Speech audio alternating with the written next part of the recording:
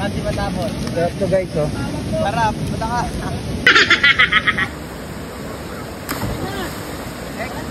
Yun na nga guys, at nandito kami sa dam na malapit lang sa amin dito sa Gordon Heights. Kaya tara, samahan nyo ako kung paano kami napunta dito. Let's go!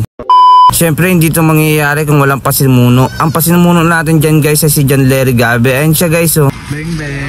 Biglaan ba naman kami pinuntahan sa kanya-kanya naming bahay dahil daw naboboring siya at gusto niya daw mag-ilog dahil nga mahina yung wifi nila. Diba ang ganda ng trip ng taong to, pero nagsisama pa rin ng lahat. Siyempre may masayang memories na naman ang mabubuo. At dyan bumili na nga rin sila ng ulam namin na manok. Kahit konti lang pero solid naman. Yung tipong kahit na wala namang ganong pagkain sa ilog, basta maging masaya lang kayo. Guys, maliligo tayo ngayon ng ilog dahil kakatapos lang ni Juan, kami naman. Kaya samahan nyo kami. Malinis yung tubig ngayon guys kasi nga katapos na ng bagyo kaya maliligo kami ng ilog. Siyempre malinis yung tubig ngayon yan, matik yan. Kaya samahan nyo kami ngayon.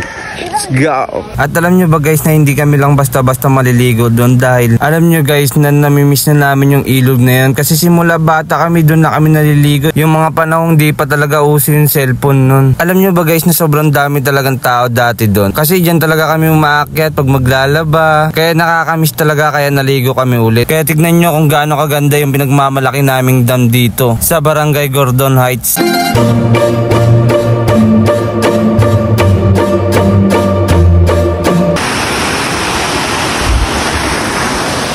Kita nyo naman guys, diba? Linaw-linaw ng tubig ngayon. Ang sarap-sarap maligo. Sarap din guys, yung magpalutang-lutang ka. Ano tayo dyan? Palutang-lutang ka dyan guys.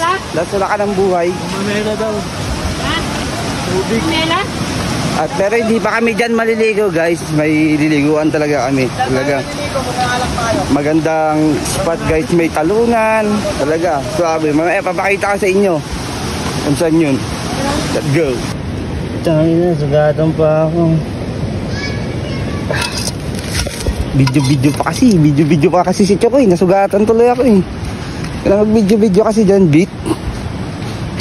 Sugatan tuloy ako eh. Sugatan pa yung tao.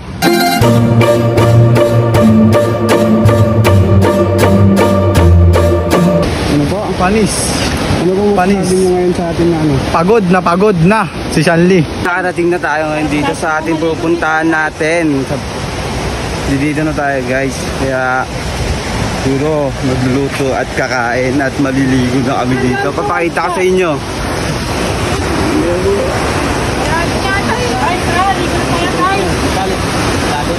Tara na.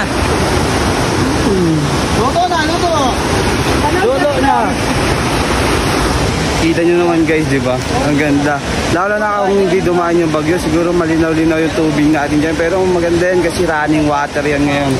Kaya, kasi taas yung ibaw dyan, tignan nyo. Ayun guys, oh.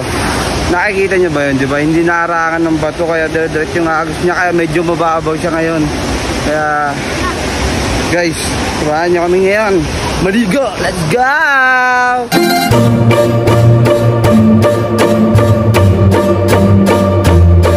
Dugay sa inyo!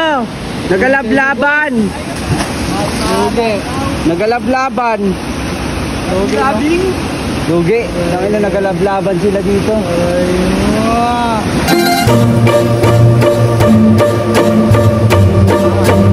At dito guys, sila Larry at Yongyong naganap sila dyan ng saging para lalagyanan namin ng pagkain namin para sa budol pie. Alam nyo naman guys na masarap kumain pag sama-sama, diba? Kaya panoorin nyo kung paano mag-backflip si Yongyong. Pakita kayo ni Yongyong paano mag-backflip.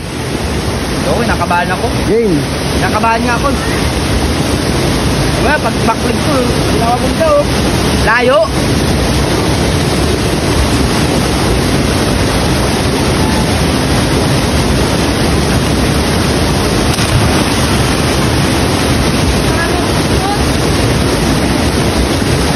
Akas talaga ni Supot.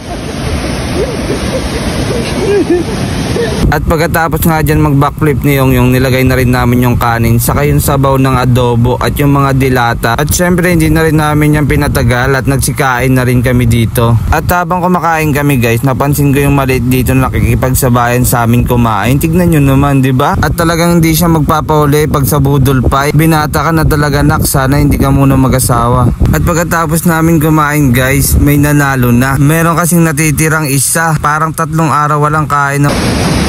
May nanalo na! May nanalo na! At akala ko guys siya na talagang nanalo, pero may humabol pa rin dito. Sab naman, sab. Sab. At pagkatapos nga namin kumain guys, syempre naligo na rin kami lahat at nagbabad kami dyan. Nag-usap-usap kami sa mga susunod namin pupuntahan at gusto namin. Pero undecided pa rin ang lahat kasi nga mas maganda pag biglaan lang. Katulad na lang nung nangyari ngayon, tinatamad lang si Lery at napunta na kami dito. At pagkapunta nga namin dito, ayun, maya-maya lang uuwi na rin kami. O diba, ang bilis lang nung nangyayari sa maghapon, kaya piliin mo laging maging masaya. Kaya pa-like and comment naman ako kung naging masaya ka sa video namin. Thank you. Bye-bye guys. Salamat sa panonood.